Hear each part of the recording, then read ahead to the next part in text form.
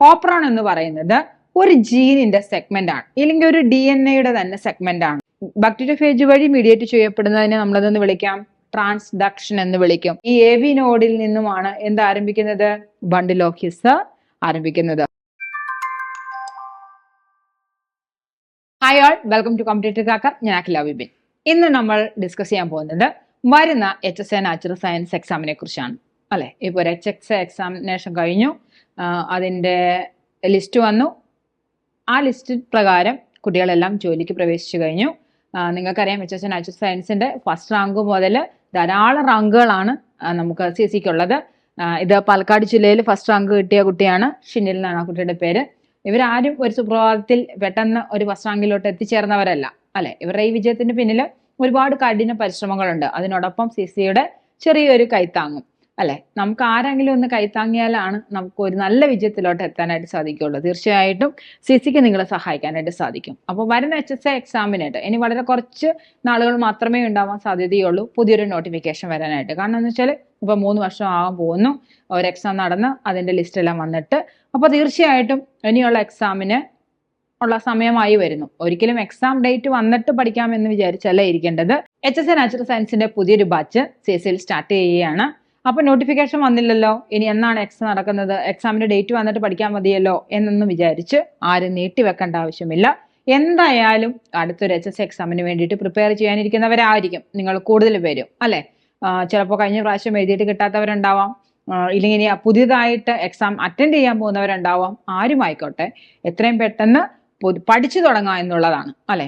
Exam ഏതുമായിക്കോട്ടെ ഇപ്പോഴേ പഠിച്ചു തുടങ്ങി കഴിഞ്ഞാൽ നമുക്ക് അത്രയും എഫേർട്ട്ലെസ് ആയിട്ട് ആ വിജയത്തിലോട്ട് നടന്നെത്താനായിട്ട് സാധിക്കും. കാരണം എന്ന് വെച്ചാൽ എക്സാമിന്റെ ഡേറ്റ് വന്നു കഴിഞ്ഞാൽ, ഇല്ലെങ്കിൽ ഒരു നോട്ടിഫിക്കേഷൻ വന്നു കഴിഞ്ഞാൽ ഒരു 3-4 മാസത്തിനകം എന്ത് ചെയ്തിരിക്കും, ഒരു കൂടിപ്പോയി കഴിഞ്ഞാൽ 6 മാസമാണ് നമുക്ക് നോട്ടിഫിക്കേഷൻ വന്നു കഴിഞ്ഞാൽ ഒരു എക്സാമിന് കിട്ടുന്ന സമയം. ആ 6 മാസം കൊണ്ട് പഠിച്ചെടുക്കാവുന്ന സിലബസ് അല്ല നാച്ചുറൽ സയൻസിനുള്ളത്, അല്ലെ. ഒരു നാച്ചുറൽ സയൻസ് ഒരു വിദ്യാർത്ഥിയെ സംബന്ധിച്ച് നമ്മുടെ മുമ്പിലുള്ള ഏറ്റവും വലിയ വെല്ലുവിളി എന്ന് വെച്ചാൽ നമ്മൾ 2 സബ്ജക്റ്റും പഠിക്കണം. ബോട്ടണിയും പഠിക്കണം, സുവോളജിയും പഠിക്കണം. അല്ലാതെ ബോട്ടണി മാത്രമേ ഞാൻ പഠിക്കുകയുള്ളൂ, ഞാൻ സുവോളജി മാത്രമേ പഠിക്കുകയുള്ളൂ എന്ന് വിചാരിച്ചിരുന്നു കഴിഞ്ഞാൽ ഒരിക്കലും നമുക്ക് വിജയത്തിലോട്ട് എത്താനേ സാധിക്കില്ല. ഈ 2 സബ്ജക്റ്റിനും ഈക്വൽ വെയിറ്റേജ് കൊടുത്തുകൊണ്ട് തന്നെ വേണം നമ്മൾ എന്ത് ചെയ്യാൻ, HSA നാച്ചുറൽ സയൻസിനെ സമീപിക്കാൻ. എന്നാൽ മാത്രമേ നമുക്ക് വിജയം സുനിശ്ചിതമാകുകയുള്ളൂ. അതുമാത്രമല്ല, നമ്മൾ എങ്ങനെ പഠിക്കണം, നമ്മൾ പഠിച്ചു വന്നത് ഇത്രയും നാൾ നമ്മൾ എഴുതിയ എല്ലാ എക്സാംസും ഇംഗ്ലീഷിലായിരുന്നു, അല്ലെ. പഠിച്ചു വന്നതും ഇംഗ്ലീഷിലാണ്. 10ാം ക്ലാസ് വരെ മാത്രമേ നമ്മളൊരു മലയാളം ടേംസ് വെച്ച് പഠിച്ചു തുടങ്ങിയിട്ടുണ്ടാവുകയുള്ളൂ. പിന്നെ +2 മുതൽ അങ്ങോട്ട് നമ്മൾ എന്തിലാണ് പഠിച്ചത്, ഇംഗ്ലീഷ് ടേംസ് ആണ്. ഏതൊരു സെൽ എന്ന് പറഞ്ഞു കഴിഞ്ഞാൽ കോശം എന്നൊരു വാക്ക് നമ്മുടെ വായിലോട്ട് വരില്ല. വരാനായിട്ട് നമ്മളൊന്നും കൂടെ നമ്മളൊന്ന് കോൺഷ്യസ് ആയിട്ട് ചിന്തിക്കണം. എന്നാൽ മാത്രമാണ്, കാരണം അത്ര ഈസി ആയിട്ട് നമ്മൾ പഠിച്ചു പോന്നിരിക്കുന്നതാണ് സെല്ല് എന്ന് പറഞ്ഞുകൊണ്ട്. അല്ലെങ്കിൽ ടിഷ്യൂസ്, അത് കലകളാണെന്നും അതുപോലെ ഓരോ കോശ സമൂഹങ്ങളാണെന്നും ഇതെല്ലാം നമ്മൾ ഇനി എന്ത് ചെയ്യണം, നമ്മളിങ്ങനെ റിപ്പീറ്റ് ചെയ്ത് പഠിച്ചുകൊണ്ടേയിരിക്കണം. അപ്പൊ നമ്മുടെ മുമ്പിലുള്ള ഒരു വലിയ വെല്ലുവിളി എന്ന് പറയുന്നത് തീർച്ചയായിട്ടും എന്താണ്, ഈ മലയാളത്തിൽ പഠിച്ചു തുടങ്ങുക എന്നുള്ളതാണ്, അല്ലെ. ചെറിയ ടേം മുതൽ പിന്നെ അങ്ങോട്ട് അഡ്വാൻസ്ഡ് ആയിട്ട് ഓരോരോ കാര്യങ്ങൾ നമ്മൾ പഠിക്കണം. അതിനോടൊപ്പം തന്നെ എവിടം വരെ, ഇല്ലെങ്കിൽ ഏത് സിലബസ് വരെയുള്ള കാര്യങ്ങൾ, അല്ലെങ്കിൽ ഏത് ലെവലിൽ വേണം നിങ്ങൾ പഠിച്ചു തുടങ്ങേണ്ടതെന്ന് അടുത്തൊരു ക്വസ്റ്റ്യൻ നിങ്ങൾക്കുണ്ടാവും, അല്ലെ. നമ്മൾ പഠിച്ചു തുടങ്ങേണ്ടത്, അല്ലെങ്കിൽ നമ്മൾ പഠിച്ചു തുടങ്ങേണ്ടത് തീർച്ചയായിട്ടും ലോവസ്റ്റ് ലെവലിൽ നിന്നാണ്. അപ്പോൾ മലയാളം ടേംസ് ഫെമിലിയർ ആകാനായിട്ടുള്ള ഏറ്റവും നല്ല വഴി എന്ന് പറയുന്നത് തീർച്ചയായിട്ടും 5ാം ക്ലാസ് മുതലുള്ള മലയാളം SCERT ടെക്സ്റ്റ് പഠിച്ചു തുടങ്ങുക എന്നുള്ളതാണ്. അത് +2 വരെ പഠിച്ചാൽ മതിയോ? പോരാ. എവിടം വരെ പഠിക്കണം?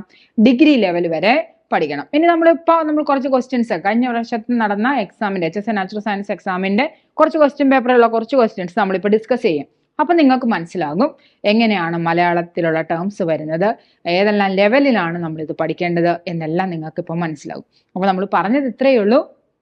വരുന്ന HSA എക്സാമിന് ആ നോട്ടിഫിക്കേഷൻ വന്നിട്ടേ ഞാൻ ജോയിൻ ചെയ്യുള്ളൂ എന്ന് വിചാരിച്ച് ആരും ഇരിക്കരുത്.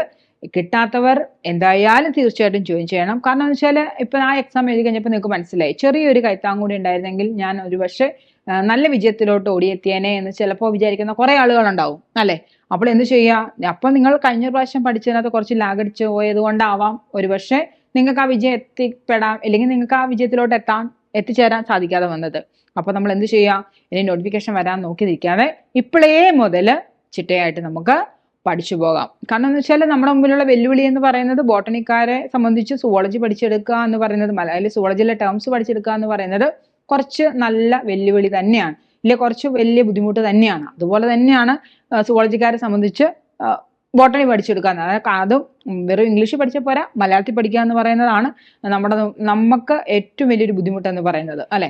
അപ്പൊ എന്ത് ചെയ്യണം, ഇപ്പോഴേ നമ്മൾ പഠിച്ചു തുടങ്ങിയാലാണ് ആ മലയാളം ടേംസ് എങ്കിലും നമുക്കൊരു 3-4 മാസം കൊണ്ട് ഫെമിലിയർ ആകുകയുള്ളൂ.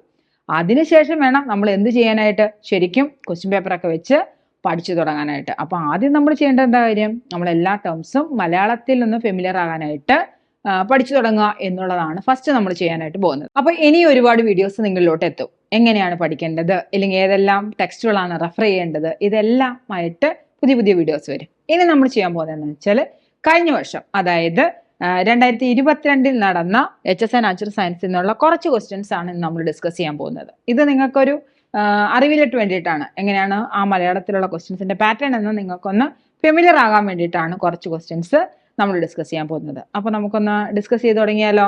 ശരി, നോക്കിക്കോ. പെർനീഷ്യസ് അനീമിയയ്ക്ക് കാരണം. ഇവിടെ അനീമിയ, പെർനീഷ്യസ് അനീമിയ എന്ന് തന്നെയാണ് ഇംഗ്ലീഷിൽ ശരിക്കും പറഞ്ഞാൽ അനീമിയ എന്നുള്ള വാക്കിന് വിളർച്ച എന്നാണ് വരിക അല്ലെ. അങ്ങനെയായിരുന്നു വരേണ്ടിയിരുന്നത്. പക്ഷെ ഇത് ഇംഗ്ലീഷിൽ തന്നെയാണ് ചോദിച്ചിരിക്കുന്നത്. പെർനീഷ്യസ് അനീമിയയ്ക്ക് കാരണം. ഇതിങ്ങനെ വന്നല്ലോ എന്ന് വിചാരിച്ച് അടുത്ത പ്രാവശ്യം ഇതിങ്ങനെ തന്നെ ചോദിക്കണം എന്ന് ഒരു നിർബന്ധവുമില്ല.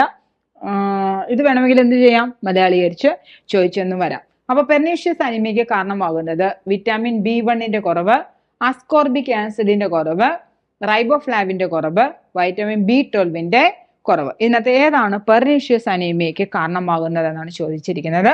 ഓപ്ഷൻ ഡി ആണ് കറക്റ്റ്. വൈറ്റമിൻ B12 കുറവ് മൂലമാണ് എന്തുണ്ടാകുന്നത്, പെർനീഷ്യസ് അനീമിയ ഉണ്ടാവാനായിട്ട് കാരണം.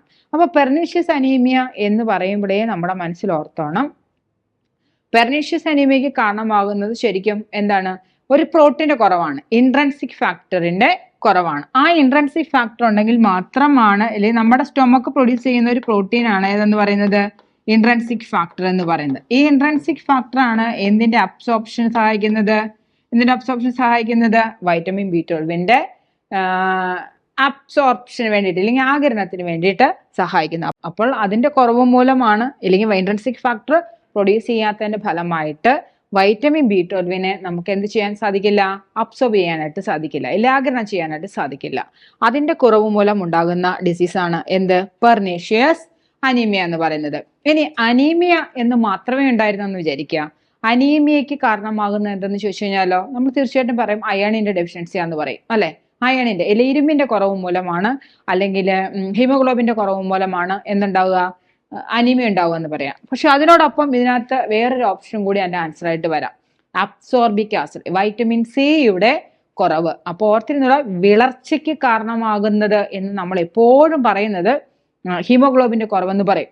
പക്ഷെ അവിടെ ഹീമോഗ്ലോബിന്റെ കുറവ് എന്നൊരു ഓപ്ഷൻ ഇല്ല, പകരം അസ്കോർബിക് ആസിഡിന്റെ കുറവ് എന്ന് വെച്ച് കഴിഞ്ഞാൽ ഉണ്ട് എന്ന് വെച്ചാൽ അതാണ് അതിന്റെ ആൻസർ. കാരണം എന്ന് വെച്ചാൽ ഹീമോഗ്ലോബിൻ ഉണ്ടാകും, നമ്മൾ എത്രമാത്രം അയൺ ടാബ്ലറ്റ്സ് കഴിച്ചത് കൊണ്ടും നമ്മുടെ ബോഡിയിൽ ചിലപ്പോൾ എന്തുണ്ടാവണമെന്നില്ല, ഹീമോഗ്ലോബിൻ ഉണ്ടാവണമെന്നില്ല. അതിനോടൊപ്പം നമ്മുടെ ബോഡിയിൽ എന്ത് കൂടി വേണം, വൈറ്റമിൻ സി കൂടി വേണം. നമ്മുടെ കുഞ്ഞിന് എന്തെങ്കിലും ഒരു ഹീമോഗ്ലോബിൻ കണ്ടന്റ് ഇല്ല എന്ന് പറയുമ്പോഴത്തേക്ക് നമ്മൾ ധാരാളം എന്ത് കൊടുക്കാൻ നോക്കും, ചിലപ്പോൾ ഈന്തപ്പഴോ ഇല്ലെങ്കിൽ മുന്തിരി പുളിപ്പിച്ചതോ ഒക്കെ നമ്മൾ കൊടുക്കാനായിട്ട് ശ്രമിക്കും അല്ലെ. പക്ഷെ അതിനോടൊപ്പം അതിൻ്റെ കൂടെ ബാലൻസ് ചെയ്യപ്പെടാനായിട്ട് എന്ത് കൂടി വേണം, അത് നമ്മുടെ ബോഡിയിൽ ഉണ്ടാവണം എന്നുണ്ടെങ്കിൽ എന്തിന്റെ പ്രസൻസ് കൂടി വേണം, വൈറ്റമിൻ സി കൂടി നമ്മുടെ ബോഡിയിൽ ഉണ്ടാവണം. അപ്പൊ ഞാൻ പറഞ്ഞത് ഇത്രയേ ഉള്ളൂ. അനീമിയ വിളർച്ചയ്ക്ക് കാരണമാകുന്നത് എന്ത് എന്ന് ചോദിച്ചു കഴിഞ്ഞാൽ അസ്കോർബിക് ആസിഡിന്റെ കുറവെന്നാണ് അർത്ഥം. പക്ഷെ പെർനീഷ്യസ് അനീമിയ എന്ന് എടുത്തു പറഞ്ഞേക്കുന്നത് കൊണ്ട് എന്താണ് അതിന്റെ കുറവ്, വൈറ്റമിൻ B12 കുറവാണ്. ഇനി വേറെ രീതിയിൽ ചോദിച്ചു കഴിഞ്ഞാൽ വൈറ്റമിൻ B12 നമ്മുടെ ബോഡി അബ്സോർബ് ചെയ്യണമെങ്കിൽ അതിന് സഹായിക്കുന്ന പ്രോട്ടീൻ ഏത് എന്നാണ് ക്വസ്റ്റ്യൻ എങ്കിൽ അതിന് സഹായിക്കുന്ന പ്രോട്ടീൻ ഏതാണ്, അതിന് സഹായിക്കുന്ന പ്രോട്ടീനെയാണ് നമ്മൾ ഇൻട്രൻസിക് ഫാക്ടർ എന്ന് പറയുന്നത്. ആരാണ് ഇൻട്രൻസിക് ഫാക്ടർ പ്രൊഡ്യൂസ് ചെയ്യുന്നത്, സ്റ്റൊമക്ക് ആണ്. നമ്മുടെ വയറ്റിൽ നിന്ന് നമ്മുടെ ആമാശയം പ്രൊഡ്യൂസ് ചെയ്യുന്ന, ആമാശയം ഉൽപ്പാദിപ്പിക്കുന്ന ഒരു പ്രോട്ടീൻ ആണ് ഏതെന്ന് പറയുന്നത്, ഇൻട്രൻസിക് ഫാക്ടർ. അപ്പൊ ഈ ഒരു ഒരൊറ്റ ക്വസ്റ്റ്യൻ ആയിരുന്നു. ആ ക്വസ്റ്റ്യനകത്ത് നമ്മൾ എത്ര പോയിന്റ്സിലോട്ടാണ് എത്തിയത്, ഇത്രയും പോയിന്റ്സ് എല്ലാം നിങ്ങളുടെ മനസ്സിൽ ഉണ്ടാവണം കേട്ടോ. അടുത്ത ക്വസ്റ്റ്യനിലോട്ട് പോയാലോ. പ്രോക്യാരിയോട്ടിക് കോശങ്ങളിൽ DNA ഡാഷ് ആകൃതിയിലാണ് കാണപ്പെടുന്നത്. ലീനിയർ ആകൃതി, സർക്കുലർ ആകൃതി, റോഡ് ആകൃതി, ട്രയാങ്കുലർ ആകൃതി. ഇതിനകത്ത് ഏത് ആകൃതിയിലാണ് പ്രോക്യാരിയോട്ടിക് കോശങ്ങളെ കാണുന്നത്? നമുക്കറിയാം കോശങ്ങളെ നമുക്ക് രണ്ടായിട്ട് ഡിവൈഡ് ചെയ്യാം, പ്രോക്യാരിയോട്ടിക് കോശങ്ങൾ എന്നും യൂക്യാരിയോട്ടിക് കോശങ്ങൾ എന്നും. എന്താണ് പ്രോക്യാരിയോട്സും യൂക്യാരിയോട്സും തമ്മിലുള്ള വ്യത്യാസം? പ്രോക്യാരിയോട്സ് എന്ന് വെച്ചു കഴിഞ്ഞാൽ നല്ല മർമ്മം ഇല്ലാത്ത അല്ലെങ്കിൽ നല്ല ക്യാരിയോൺ കാണപ്പെടാത്ത. യൂക്യാരിയോൺ എന്ന് വെച്ചാൽ ട്രൂ ക്യാരിയോൺ ഉള്ളവയും എന്നാണ് അർത്ഥം. യു എന്ന വാക്കിന് എന്തെന്നൊരു അർത്ഥം കൂടിയുണ്ട്, ട്രൂ എന്നൊരർത്ഥമുണ്ട്. ക്യാരിയോൺ എന്ന് വെച്ചാൽ ന്യൂക്ലിയസ് എന്നാണ് അർത്ഥം. അപ്പൊ ന്യൂക്ലിയസ് കാണപ്പെടുന്ന അല്ലെങ്കിൽ മർമ്മം, ശരിയായ മർമ്മം കാണപ്പെടുന്ന കോശങ്ങളെയാണ് നമ്മൾ എന്ന് വിളിക്കുക യൂക്യാരിയോൺ അല്ലെങ്കിൽ യൂക്യാരിയോട്സ് എന്ന് പറയാം. അതേസമയം പ്രോക്യാരിയോൺസ് ആണെങ്കിൽ എന്തുണ്ടാവില്ല, ഒരു കറക്റ്റ് ആയിട്ടുള്ള ഒരു മർമ്മം ഉണ്ടാവില്ല. അപ്പോൾ മർമ്മം കാണപ്പെടാത്ത ഓർഗാനിസത്തിൽ അതാണ് പ്രോക്യാരിയോട്സ് എന്ന് പറയുന്നത്. ഈ മർമ്മം കാണപ്പെടാത്ത അല്ലെങ്കിൽ നല്ല രീതിയിലുള്ള അല്ലെങ്കിൽ ശരിയായ മർമ്മം കാണപ്പെടാത്ത കോശങ്ങൾ, ദാറ്റ് ഈസ് പ്രോക്യാരിയോട്ടിക് കോശങ്ങളിൽ, അവയിൽ DNA കാണപ്പെടുന്നത് ഏത് ആകൃതിയിൽ എന്നാണ് ക്വസ്റ്റ്യൻ. സർക്കുലർ ആകൃതിയിലായിരിക്കും. ഏതാകൃതിയിലായിരിക്കും? വൃത്താകൃതിയിലുള്ള കോശം അല്ലെങ്കിൽ വൃത്താകൃതിയിലുള്ള DNA ആയിരിക്കും കാണപ്പെടുക. അതേസമയം യൂക്യാരിയോട്ടിക്കിൽ, in most of the eukaryotic, ഇനി നമുക്ക് നമ്മുടെ ബോഡി അല്ലെങ്കിൽ നമ്മുടെ ഒരു ഹ്യൂമൻ ബീങ്സിൽ എടുക്കാം. നമ്മുടെ ബോഡിയിൽ DNA കാണപ്പെടുന്ന നമുക്കൊരു യൂക്യാരിയോട്ടിക് കോശമാണുള്ളത്. ആ കോശത്തിനകത്ത് എന്തുണ്ട്? DNA ഉണ്ട് അല്ലെ. ഏതാകൃതിയിലാണ് കാണപ്പെടുക? നമ്മുടെ DNAയുടെ ഷേപ്പ് എന്താ? നമ്മുടെ DNAയുടെ ഷേപ്പ് എന്ന് പറയുന്നത് ഡബിൾ ഹെലിക്കൽ ഷേപ്പ് ആണ് അല്ലെ. ഇതാണ് നമ്മുടെ ബോഡിയിൽ കാണപ്പെടുന്ന DNAയുടെ ഷേപ്പ് എന്ന് പറയുന്നത്. ഇത് സർക്കുലർ ഷേപ്പിലാണോ? അല്ല, ഡബിൾ ഹെലിക്കൽ ഷേപ്പ് ആണ്. ഈ ഷേപ്പിന് നമ്മൾ പറയുന്ന ഹെലിക്കൽ ഷേപ്പ് എന്നാണ് നമ്മൾ പറയാ. ഒരു യൂക്യാരിയോട്ടിക് സെൽസിലും മോസ്റ്റ് ഓഫ് ദി യൂക്യാരിയോട്ടിക് സെൽസിലും എന്ത് ഷേപ്പിലായിരിക്കാം? ഹെലിക്കൽ ഷേപ്പിലായിരിക്കും കാണപ്പെടുക. എന്തായാലും ഒരു സർക്കുലർ ആകൃതിയിലായിരിക്കില്ല കാണപ്പെടുക. ഇനി റോഡ് ആകൃതിയിലും ലീനിയർ ആകൃതിയിലും ട്രയാങ്കിൾ ആകൃതിയിലും ഒക്കെ കാണപ്പെടുന്ന സെൽസുകളുണ്ട്. ഈ DNA ഷേപ്പ് എന്ന് പറയുന്നത് ഓരോ കോശങ്ങളിലും ഓരോ രീതിയിലായിരിക്കാം. പക്ഷെ എന്നാലും in most of the prokaryotes എന്താണ് DNA എന്ന് പറയുന്നത് ഏതാകൃതിയിലായിരിക്കും? സർക്കുലർ ആകൃതിയിലായിരിക്കും. ഇനി ഹ്യൂമൻ ബീങ്സിന്റെ കാര്യം എടുക്കുകയാണെങ്കിൽ നമ്മുടെ ബോഡിയിൽ കാണപ്പെടുന്ന DNA എന്ന് പറയുന്നത് ഏതാകൃതിയിലായിരിക്കും? ഒരു ഹെലിക്കൽ അല്ലെങ്കിൽ ചുറ്റിപ്പിണഞ്ഞ കോവണിയുടെ അല്ലെങ്കിൽ ചുറ്റുകോവണിയുടെ ഷേപ്പിലായിരിക്കും നമ്മുടെ ബോഡിയിലുള്ള DNA എന്ന് പറയുന്നത്. അപ്പൊ രണ്ട് ആകൃതിയും നിങ്ങൾ ഓർത്തിരുന്നോണം. അടുത്തത്, പ്ലാസ്മ സ്തരത്തിന്റെ ഫ്ലൂയിഡ് മൊസൈക് മോഡൽ നിർദ്ദേശിച്ചവർ ആര്? സിംഗറും നിക്കോൾസണും 1972, ദെൻ റോബർട്ട്സൺ 1956, ഡാനിയേലും ഡാവ്സണും 1965, സിംഗറും ഓവർടണും 1936. ആരാണ് പ്ലാസ്മ സ്തരത്തിന്റെ ഫ്ലൂയിഡ് മൊസൈക് മോഡൽ നിർമ്മിച്ചതെന്ന് ചോദിച്ചിരിക്കുന്നത്? സിംഗ് ആൻഡ് നിക്കോൾസൺ ആണ്. ആരൊക്കെയാണ്? സിംഗും നിക്കോൾസണും ചേർന്ന് 1972 എന്തിനെ കുറിച്ചുള്ള ഒരു എക്സ്പ്ലനേഷൻ തന്നത്? പ്ലാസ്മ സ്തരത്തിനെ കുറിച്ചുള്ള എക്സ്പ്ലനേഷൻ തന്നത്. പ്ലാസ്മ സ്തരത്തിന് എന്താണുള്ളത്? ബൈ ലിപ്പിഡ് ലെയർ ആണ് ഒരു പ്ലാസ്മ സ്തരം. ഇതാണ് നമ്മുടെ പ്ലാസ്മ സ്തരമെങ്കിൽ ആ പ്ലാസ്മ സ്തരം നിർമ്മിച്ചിരിക്കുന്നത് ബൈ ലിപ്പിഡ് ലെയർ കൊണ്ടാണ് എന്ന് പറഞ്ഞിട്ടുള്ള ആള്. അതിന്റെ ഷേപ്പാണ് നമ്മൾ പറഞ്ഞത്. ഇതാണ് ബൈ ലിപ്പിഡ് ലെയർ എന്ന് പറയുന്നത്. പിന്നെ ഈ ബൈ ലിപ്പിഡ് ലെയറിനെ കുറിച്ച് കറക്റ്റ് ആയിട്ടുള്ള എക്സ്പ്ലനേഷൻ തന്ന ആളാണ് ആരെന്ന് പറയുന്നത്? സിംഗും നിക്കോൾസണും. അതാ ഈ മോഡലിനെ നമ്മൾ എന്ന് വിളിക്കും ഫ്ലൂയിഡ് മൊസൈക് മോഡൽ എന്ന് പറയും. ഇതിനകത്ത് കുറച്ച് പ്രോട്ടീൻസ് ഒക്കെ ഉണ്ട്, ഇന്റഗ്രൽ പ്രോട്ടീൻസും പെരിഫറൽ പ്രോട്ടീൻസ് ഒക്കെ ഉണ്ട്. ആ പ്രോട്ടീൻസും എല്ലാം കൂടെ കടന്ന സ്ട്രക്ചറിനെയാണ് നമ്മൾ എന്ന് വിളിക്കുക ഫ്ലൂയിഡ് മൊസൈക് മോഡൽ എന്ന് പറയാം. ആ ഫ്ലൂയിഡ് മൊസൈക് മോഡലിനെ എക്സ്പ്ലെയിൻ ചെയ്ത ആളുകളാണ് ആരെല്ലാം? സിംഗും നിക്കോൾസണും. അടുത്തത്, ഒരു ഇൻഡ്യൂസിബിൾ ഓപ്പറോണിന് ഉദാഹരണം ഏതാണ്? TRP, that is tryptophan operon, ATT operon, rid operon, lac operon. ഇതിനകത്ത് എന്താണ് ഓപ്പറോൺ എന്ന് വെച്ച് കഴിഞ്ഞാൽ എന്തെന്ന് പറയും നിങ്ങൾ? ഓപ്പറോൺ എന്ന് പറയുന്നത് ഒരു ജീനിന്റെ സെഗ്മെന്റ് ആണ്, ഇല്ലെങ്കിൽ ഒരു DNA തന്നെ സെഗ്മെന്റ് ആണ്. ഇതൊരു DNA ആണ് എങ്കിൽ ആ DNA തന്നെ ഒരു സെഗ്മെന്റ് ആണ് എന്തായിട്ട് ആക്ട് ചെയ്യുക? ഓപ്പറോൺ ആയിട്ട് ആക്ട് ചെയ്യുക. എന്തിനു വേണ്ടിയിട്ട് ഓപ്പറോൺ ആയിട്ട്? എന്താണ് ഓപ്പറോൺ എന്ന് വെച്ചാലോ, അതായത് ഈ ജീനിന്റെ പ്രവർത്തനങ്ങളെ റെഗുലേറ്റ് ചെയ്യുന്ന അല്ലെങ്കിൽ നിയന്ത്രിക്കുന്ന ആ DNA ഒരു സെഗ്മെന്റിനെയാണ് നമ്മളതെന്ന് വിളിക്കുക ഓപ്പറോൺ എന്ന് പറയാം അല്ലെ. നമുക്കറിയാം ഒരു DNA പല പല പ്രവർത്തനങ്ങൾ ഉണ്ടാവും. ഈ DNA നിന്നാണ് പുതിയൊരു DNA നിർമ്മിക്കപ്പെടുന്നത്. ആ DNA നിന്നാവാം ഒരു mRNA നിർമ്മിക്കപ്പെടുന്നത്. ആ mRNA നിന്നാണ് എന്ത് നിർമ്മിക്കപ്പെടുന്നത്? ഒരു പ്രോട്ടീൻ നിർമ്മിക്കപ്പെടുന്നത്. ആ പ്രോട്ടീൻ വെച്ചിട്ടാണ് നമ്മുടെ ബോഡിയിൽ കുറേ അധികം ബയോളജിക്കൽ ഫങ്ഷൻസ് ഒക്കെ. ഇവയെല്ലാം നടക്കുന്നത് എവിടെയാണ്? ഈ DNA നിന്നാണ്. അപ്പൊ നമ്മുടെ ബോഡിയിൽ എപ്പോഴും ഈ പ്രോട്ടീൻസ് നിർമ്മിക്കപ്പെടേണ്ട ആവശ്യമുണ്ടോ? നമ്മുടെ ബോഡിക്ക് ആവശ്യമുള്ള സമയത്ത് മാത്രം എന്ത് നിർമ്മിച്ചാൽ മതി? ഒരു പർട്ടിക്കുലർ പ്രോട്ടീൻ നിർമ്മിച്ചാൽ മതി. അല്ലാത്ത സമയത്തെല്ലാം എന്ത് ചെയ്തിരിക്കണം? ആ DNA എന്ന് പറയുന്നത് ഇനാക്റ്റീവ് ആയിരിക്കണം. അപ്പൊ ആവശ്യമുള്ള സമയത്ത് ആക്റ്റീവ് ആകുകയും ആവശ്യമില്ലാത്ത സമയത്ത് ഇനാക്റ്റീവ് ആവുകയും ചെയ്യണം. അതൊരു റെഗുലേഷൻ ആണ്, അതൊരു നിയന്ത്രണമാണ്. ആ നിയന്ത്രണം നടത്തുന്ന സെഗ്മെന്റിനെ, ആ DNA സെഗ്മെന്റിനെയാണ് നമ്മൾ എന്ന് വിളിക്കുക ഓപ്പറോൺ എന്ന് പറയുന്നത്. ഓപ്പറോണിനെ നമുക്ക് രണ്ടായിട്ട് ഡിവൈഡ് ചെയ്യാം. രണ്ട് രീതിയിലുള്ള ഓപ്പറോൺ ഉണ്ട്. ഇൻഡ്യൂസബിൾ ഓപ്പറോണും ഉണ്ട്, റിപ്രസബിൾ ഓപ്പറോണും ഉണ്ട്. ഇൻഡ്യൂസബിൾ ഓപ്പറോൺ എന്ന് വെച്ചാൽ ഏതെങ്കിലും ഒരു സെഗ്മെന്റിന്റെ അല്ലെങ്കിൽ ഏതെങ്കിലും ഒരു ഇൻഡ്യൂസറിന്റെ, അത് ചിലപ്പോൾ സെല്ലിനകത്ത് കാണപ്പെടുന്നവയാകാം, ഇല്ല DNA ചേർന്ന് കാണപ്പെടുന്നവയാകാം. അങ്ങനെ ഏതെങ്കിലും ഒരു ഇൻഡ്യൂസർ, അങ്ങനെ കാണപ്പെടുന്നവയെ നമ്മൾ ഇൻഡ്യൂസർ എന്ന് പറയാം. ഏതെങ്കിലും ഒരു ഇൻഡ്യൂസറിന്റെ പ്രസൻസിൽ ആക്റ്റീവ് ആകുന്ന ഇല്ലെങ്കിൽ അത് റെഗുലേറ്റ് ചെയ്യപ്പെടുന്ന ഓപ്പറോണിനെയാണ് നമ്മൾ എന്ന് വിളിക്കുക ഇൻഡ്യൂസബിൾ ഓപ്പറോൺ എന്ന് വിളിക്കുക. എന്നാൽ ചില സമയങ്ങളിൽ ഇതുപോലെയുള്ള ചില ഇൻഡ്യൂസർ എന്ന് പറയുന്ന ഒരു പ്രോട്ടീൻ ആവാം, അതുപോലെയുള്ള ചില പ്രോട്ടീൻസിന്റെ പ്രസൻസ് ഉണ്ടെങ്കിൽ എന്ത് ചെയ്യും? അത്ര നേരം ആക്റ്റീവ് ആയിക്കൊണ്ടിരുന്നവ ചിലപ്പോൾ ഡീആക്ടിവേറ്റ് ആകാം. അങ്ങനെ വരുന്നതിനെ നമ്മൾ എന്തെന്ന് വിളിക്കും? റിപ്രസബിൾ ഓപ്പറോൺ എന്ന് വിളിക്കും. അങ്ങനെ രണ്ട് രീതിയിലുള്ള ഓപ്പറോൺസ് ആണുള്ളത്, ഇൻഡ്യൂസബിൾ ഓപ്പറോണും റിപ്രസബിൾ ഓപ്പറോണും. ഇതെല്ലാം നമുക്ക് വളരെ ഡീറ്റെയിൽഡ് ആയിട്ട് നമുക്ക് പഠിക്കാനുള്ളതാണ്. ഇതിനകത്ത് ഇൻഡ്യൂസബിൾ ഓപ്പറോൺ എന്താണെന്ന് നമ്മൾ പറഞ്ഞു. ഒരു ഇൻഡ്യൂസറിന്റെ പ്രസൻസിൽ ആക്റ്റീവ് ആകുന്ന ഓപ്പറോൺ. വളരെ സിമ്പിൾ ആയിട്ട് പറയുവാണെങ്കിൽ അങ്ങനെ നമുക്ക് പറയാം, നമുക്ക് പഠിക്കാം. ഇവിടെ ഇൻഡ്യൂസിബിൾ ഓപ്പറോണിന് എക്സാമ്പിൾ ആയിട്ട് നമ്മൾ സാധാരണഗതി നമുക്ക് ആകെ രണ്ട് ഓപ്പറോൺ ആണ് നമുക്ക് നമ്മുടെ സിലബസിൽ പഠിക്കാനുള്ളൂ. ഒന്ന് ട്രിപ്റ്റോഫാൻ ഓപ്പറോണും രണ്ടാമത്തത് ലാക് ഓപ്പറോണും. ഈ രണ്ട് ഓപ്പറോണേ നമുക്ക് പഠിക്കാനുള്ളൂ. ഇതിനകത്ത് ലാക് ഓപ്പറോൺ ആണ് എന്തിന് എക്സാമ്പിള്? ഒരു ഇൻഡ്യൂസബിൾ ഓപ്പറോണിന് എക്സാമ്പിൾ. ഇവിടുത്തെ ഇൻഡ്യൂസർ ആണ് ആരെന്ന് പറയുന്നത്? ലാക് അല്ലെങ്കിൽ ലാക്ടോസ് എന്ന് പറയുന്നത്. ഈ ലാക്ടോസ് ആണ് ഇവിടുത്തെ ഇൻഡ്യൂസർ. ആ ഇൻഡ്യൂസറിന്റെ പ്രസൻസിൽ ആക്റ്റീവ് ആകുന്ന operon, that operon is called what? Lac operon. എന്താണ് ലാക് ഓപ്പറോൺ എന്നുള്ളത് അടുത്തൊരു വീഡിയോയുമായിട്ട് വരുമ്പോൾ നിങ്ങൾക്ക് മനസ്സിലാവും. കാരണം നമുക്ക് അത് മാത്രം ഡിസ്കസ് ചെയ്യാനായിട്ട് വേണം ഒരു അരമണിക്കൂർ. കാരണം അത്രയും ഡീറ്റെയിൽഡ് ആയിട്ട് നമുക്കത് പറഞ്ഞാലേ നിങ്ങൾക്ക് അത് മനസ്സിലാവുള്ളൂ. അപ്പോൾ എന്താണ് ഓപ്പറോൺ എന്നുള്ള കൺസെപ്റ്റ് മനസ്സിലായോ? എന്താണ് ഓപ്പറോൺ എന്ന് പറയുന്നത്? ഓപ്പറോൺ എന്ന് പറയുന്നത് ഒരു DNA സെഗ്മെന്റ് ആകാം. ആ സെഗ്മെന്റ് ആണ് എന്തിനെ റെഗുലേറ്റ് ചെയ്യുന്നത്? ആ DNA പ്രവർത്തനങ്ങളെ അല്ലെങ്കിൽ ജീൻ എക്സ്പ്രഷനെ റെഗുലേറ്റ് ചെയ്യുന്ന DNA ഭാഗത്തെയാണ്, പോർഷനെയാണ് നമ്മൾ എന്തെന്ന് വിളിക്കുക? ഓപ്പറോൺ എന്ന് പറയുക. ഇൻഡ്യൂസറിന്റെ പ്രസൻസിൽ ആക്റ്റീവ് ആകുന്ന ഓപ്പറോണിനെ നമ്മൾ എന്തെന്ന് വിളിക്കും? ഇൻഡ്യൂസബിൾ ഓപ്പറോൺ എന്ന് വിളിക്കും. ആ ഇൻഡ്യൂസബിൾ ഓപ്പറോണിന്റെ എക്സാമ്പിൾ ആണ് ഏത്? ലാക് ഓപ്പറോൺ എന്ന് പറയുന്നത്. ക്ലിയർ ആയോ?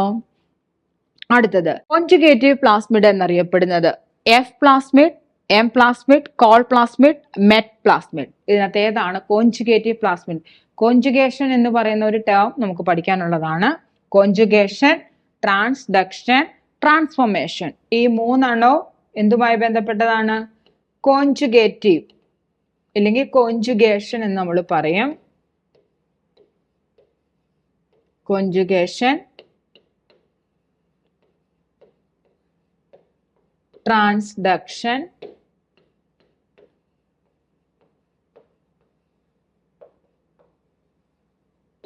ട്രാൻസ്ഫോർമേഷൻ. ഇവ മൂന്നും ബാക്ടീരിയൽ റീകോമ്പിനേഷനുമായി ബന്ധപ്പെട്ടിട്ടുള്ള ടേംസ് ആണ്. ബാക്ടീരിയൽ റീകോമ്പിനേഷന്റെ 3 സ്റ്റെപ്പുകൾ, അതിൽ 3 തരത്തിലുള്ള ബാക്ടീരിയൽ റീകോമ്പിനേഷൻ ആണ് ഏതെല്ലാം? Conjugation, transduction, transformation. ഇതിനകത്ത് കോൺജുഗേഷൻ എന്ന് പറയുന്ന ഒരു പ്രോസസ് ഉണ്ട്. ഇതൊരു ബാക്ടീരിയൽ റീകോമ്പിനേഷൻ പ്രോസസ് ആണ്. എന്താണെന്നൊക്കെ നമ്മുടെ ആപ്പിലൂടെ നിങ്ങൾക്ക് മനസ്സിലാക്കാവുന്നതാണ്. അപ്പം കോൺജുഗേറ്റീവ് അല്ലെങ്കിൽ കോൺജുഗേഷൻ എന്ന് പറയുന്ന പ്രോസസ്സിനകത്ത് കാണപ്പെടുന്ന പ്ലാസ്മിഡ് എന്ത് രീതിയിൽ അറിയപ്പെടുന്നു എന്നാണ് ചോദിച്ചത്. ദാറ്റ് ഈസ് എഫ് പ്ലാസ്മിഡ് എന്നാണ്, അല്ലെങ്കിൽ ഫെർട്ടൈൽ പ്ലാസ്മിഡ് എന്ന് പറയും. കോൺജുഗേഷൻ എന്ന് പറയുന്ന പ്രോസസ്സ് റെഗുലേറ്റ് ചെയ്യുന്നത് ആര് വഴിയാണ്? എഫ് പ്ലാസ്മിഡ് വഴിയാണ്, അല്ലെ? അതേസമയം ഒരു ബാക്ടീരിയോഫേജ് വഴി മീഡിയേറ്റ് ചെയ്യപ്പെടുന്നതിനെ നമ്മളതെന്ന് വിളിക്കാം ട്രാൻസ്ഡക്ഷൻ എന്ന് വിളിക്കും. ട്രാൻസ്ഫോർമേഷൻ എന്ന് വെച്ചാൽ എന്താണ്? അത് നിങ്ങൾ പഠിച്ചിട്ടുണ്ടാവും. ഗ്രിഫിത്തിന്റെ എക്സ്പെരിമെന്റ് നമ്മൾ പഠിച്ചതാണ്, അല്ലെ? എസ് സ്ട്രെയിനും ആർ സ്ട്രെയിനും. ഒരു സ്ട്രെയിൻ എന്താക്കും? ആർ സ്ട്രെയിനെ എന്താക്കി മാറ്റും? സ്മൂത്ത് എസ് സ്ട്രെയിൻ ആക്കി മാറ്റുന്ന പ്രോസസ്സ്. അതാണ് ട്രാൻസ്ഫോർമേഷൻ. അതായത് ഒരു സെഗ്മെന്റ് അല്ലെങ്കിൽ ഒരു ജീൻ എന്ന് പറയുന്നത് മറ്റൊരു ജീനെ എന്ത് ചെയ്യും, മറ്റു രീതിയിലുള്ള ഇല്ലെങ്കിൽ ഒരു ജീനിനെ ഇൻഡ്യൂസ് ചെയ്യുകയാണ്, മറ്റു രീതിയിലോട്ട് ഒരു ജീനിനെ ഇൻഡ്യൂസ് ചെയ്യുന്ന പ്രോസസ്സാണ് ഇതെന്ന് പറയുന്നത് ട്രാൻസ്ഫോർമേഷൻ എന്ന് പറയുന്നത്. അപ്പൊ 3 രീതിയിലുള്ള ബാക്ടീരിയൽ റീകോമ്പിനേഷൻ, ആ 3 ഒന്നാണ് കോഞ്ചുഗേഷൻ എന്ന് പറയുന്നത്. കോഞ്ചുഗേഷൻ എന്ന് പറയുന്നത് നടക്കുന്നത് ആര് വഴിയാണ്? ഒരു ഫെർട്ടൈൽ പ്ലാസ്മിഡ് വഴിയാണ്. ക്ലിയർ ആയോ? ഫെർട്ടൈൽ പ്ലാസ്മിഡ് നമ്മൾ പറയുന്ന പേരാണ് എഫ് പ്ലാസ്മിഡ് എന്ന് പറയുന്നത്. അടുത്ത question, Edward syndrome chromosome number ഡാഷിന്റെ ട്രൈസോമി മൂലമാണ് ഉണ്ടാകുന്നത്. ക്വസ്റ്റ്യൻ ഒന്നും കൂടെ വായിക്കാം. എഡ്വേർഡ് സിൻഡ്രോം ക്രോമോസോം നമ്പർ ഡാഷിന്റെ ട്രൈസോമി കണ്ടീഷൻ മൂലമാണ് ഉണ്ടാകുന്നത്. എന്താണ് ട്രൈസോമി എന്ന് നമുക്കറിയാം അല്ലെ? ഒരു എക്സ്ട്രാ ക്രോമോസോംസ് എന്തിൽ വരും? ഒരു എക്സ്ട്രാ ക്രോമോസോം സാധാരണഗതിയിൽ നമുക്ക് 2 സെറ്റ്സ് ഓഫ് ക്രോമോസോംസ് ആണ് ഉള്ളത്. അതിന്റെ കൂടെ എന്തുകൂടി വരും? ഒരു അഡീഷണൽ സെറ്റ് കൂടി വന്നു കഴിഞ്ഞാൽ എന്തായി? അത് ട്രൈസോമിക് കണ്ടീഷനായി. ആ കണ്ടീഷനാണ് നമ്മൾ ട്രൈസോമി എന്ന് പറയുന്നത്. പല രീതിയിലുള്ള ട്രൈസോമിക് കണ്ടീഷൻ ഉണ്ടാവാം അല്ലെ? നമുക്ക് ഏറ്റവും സിമ്പിൾ ആയിട്ട് അറിയാവുന്ന ഒരു രോഗമാണ് ഡൗൺ സിൻഡ്രോം. ഏറ്റവും കോമൺ ആയിട്ട് കണ്ടുവരുന്ന ഒരു ക്രോമോസോമൽ ഡിസോർഡർ ആണ് ഡൗൺ സിൻഡ്രോം എന്ന് പറയുന്നത്. ഈ ഡൗൺ സിൻഡ്രോം എന്തിന് എക്സാമ്പിൾ ആണ്? ഒരു ട്രൈസോമിക് കണ്ടീഷന് എക്സാമ്പിൾ ആണ്. ഈ ഡൗൺ സിൻഡ്രോം ഉണ്ടാകാനുള്ള കാരണം എന്ന് പറയുന്നത് എത്രാമത്തെ ക്രോമോസോമിലാണ്? 21st ക്രോമോസോമിലാണ് ഒരു എക്സ്ട്രാ ക്രോമോസോം വന്നു കഴിഞ്ഞാൽ അതെന്തായി? അത് ഡൗൺ സിൻഡ്രോം ആയി. അതാണ് ഫസ്റ്റ് ഓപ്ഷൻ. ഡൗൺ സിൻഡ്രോം ആണ് ഈ 21st ക്രോമോസോംസിനകത്ത് നടക്കുന്ന എന്ത് ട്രൈസോമിക് കണ്ടീഷൻ എന്ന് പറയുന്നത് ഡൗൺ സിൻഡ്രോം. 13ാമത്തതല്ല, 5ാമത്തതല്ല, 18ാമത്തെ ക്രോമോസോം നമ്പറിലാണ് ഒരു ട്രൈസോമിക് കണ്ടീഷൻ ഉണ്ടാകുന്നതെങ്കിൽ ആ കണ്ടീഷനെ നമ്മൾ പറയുന്ന പേരാണ് എന്ത്? Edward syndrome. നമുക്ക് ക്രോമോസോമൽ ഡിസോർഡർ പഠിക്കാനുണ്ട്.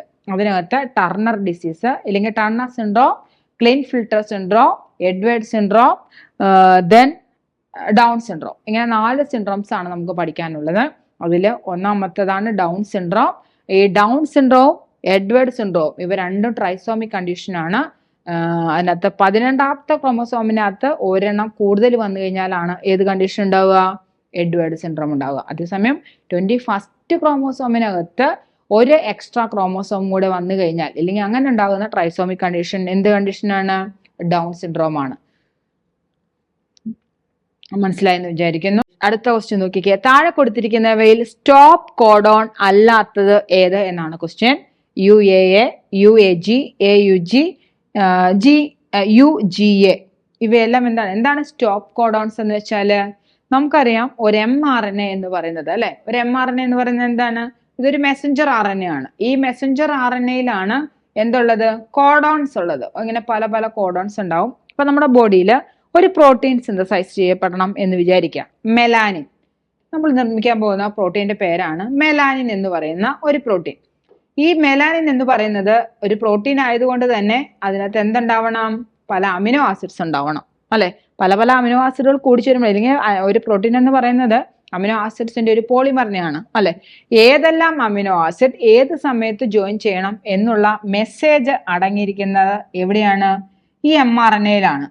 Four example, first amino acid, മിക്കവാറും എല്ലാ അമിനോ ആസിഡ്സിന്റെയും ഫസ്റ്റ് അല്ലെങ്കിൽ mRNAയിലെ ഫസ്റ്റ് അമിനോ ആസിഡ് എന്ന് പറയുന്നത് മെഥിയോണിനെ കോഡ് ചെയ്യുന്നവയായിരിക്കും. മെഥിയോണിൻ എന്ന് പറയുന്നത് ഒരു പ്രോട്ടീൻ ആണ്, നോട്ട് പ്രോട്ടീൻ. മെഥിയോണിൻ എന്ന് പറയുന്നത് ഒരു അമിനോ ആസിഡ് ആണ്. AUG എന്ന് പറയുന്ന അമിനോ ആസിഡ് കോഡോൺ കോഡ് ചെയ്യുന്ന അമിനോ ആസിഡ് ആണ് മെഥിയോണിൻ. ഇനി അടുത്ത അമിനോ ആസിഡ് എന്ന് പറയുന്നത് CAA ആയിക്കോട്ടെ, AGA ആയിക്കോട്ടെ, അങ്ങനെ വന്ന് നമുക്ക് ഈ പ്രോസസ്സ് അല്ലെങ്കിൽ ഈ അമിനോ ആസിഡിന്റെ ഏറ്റവും ലാസ്റ്റ് 3 കോഡോൺസിൽ ഏതെങ്കിലും ഒരെണ്ണം വരും.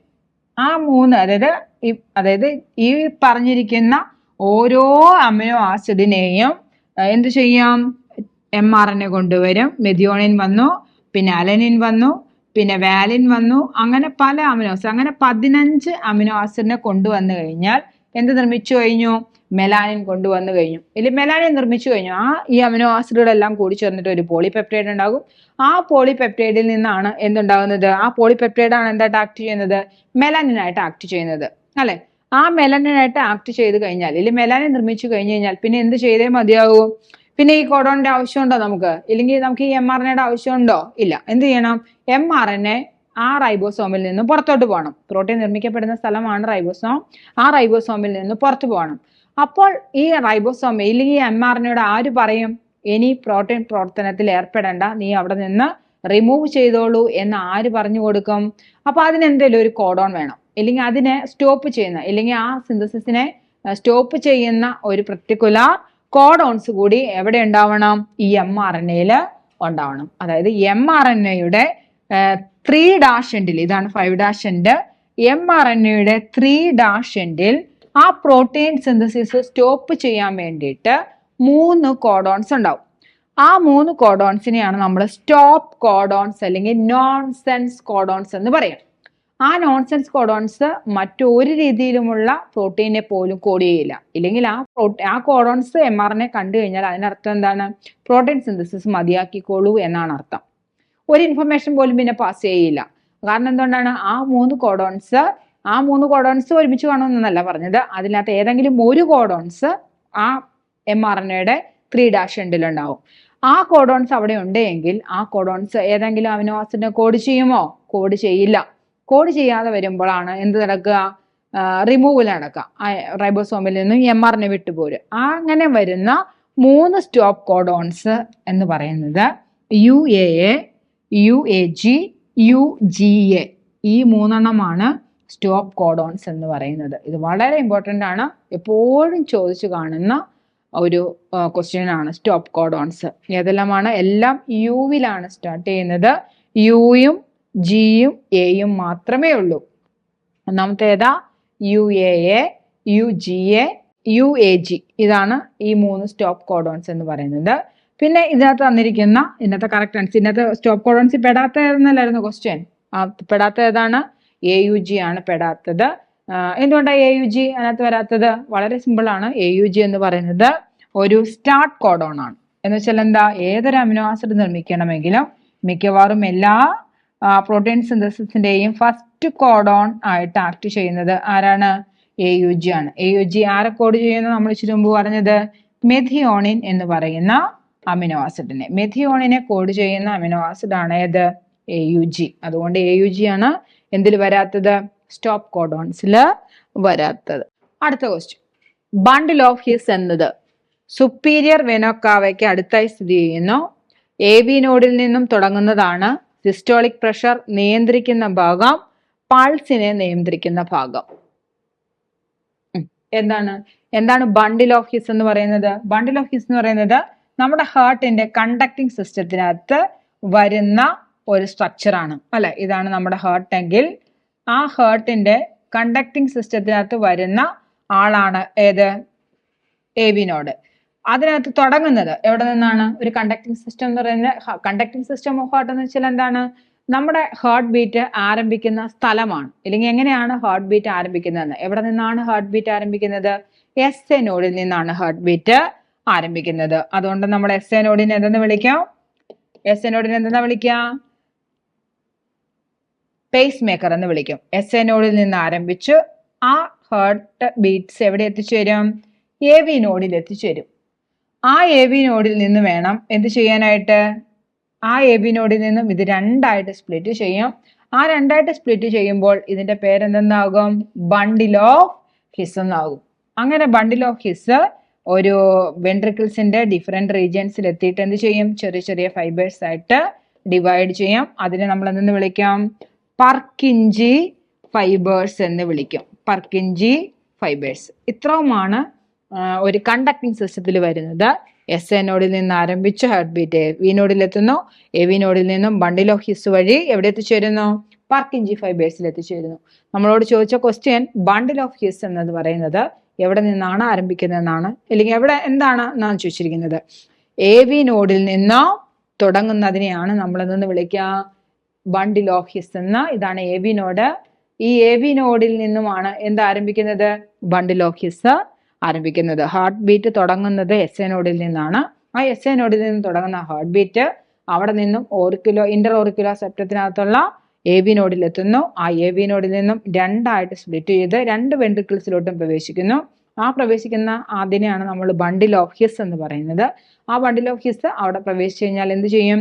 ചെറിയ ചെറിയ ഫൈബേഴ്സ് ആയിട്ട് ഡിഫറൻഷിയേറ്റ് ചെയ്ത് എന്ത് ചെയ്യും? ഈ എൻറ്റയർ വെൻട്രിക്കിൾസിനകത്ത് പ്രവേശിക്കുന്നു. അപ്പോൾ ബണ്ടിൽ ഓഫ് കീസ് എന്ന് പറയുന്നത് എവിടെ നിന്ന് ആരംഭിക്കുന്നത് AB നോഡിൽ നിന്നുമാണ് ആരംഭിക്കുന്നത്. അപ്പൊ നമ്മൾ വളരെ കുറച്ച് ക്വസ്റ്റ്യൻസ് മാത്രമേ ഡിസ്കസ് ചെയ്തിട്ടുള്ളൂ അല്ലെ. ഇതുപോലുള്ള ഒരുപാട് ക്വസ്റ്റ്യൻസുമായിട്ട് ഞാൻ ഇനിയും വരുന്നതാണ്. അപ്പോൾ ഞാൻ ഒരിക്കൽ കൂടി ഓർമ്മിപ്പിക്കുന്നു, HSI നാച്ചുറൽ സയൻസിന്റെ പുതിയ ബാച്ചിലോട്ട് എത്രയും പെട്ടെന്ന് ജോയിൻ ചെയ്യുക. ഒരിക്കലും നിങ്ങൾ ഡേറ്റ് വന്നിട്ട് ജോയിൻ ചെയ്യാം എന്നുള്ള വിചാരത്തിൽ ഇരിക്കരുത്.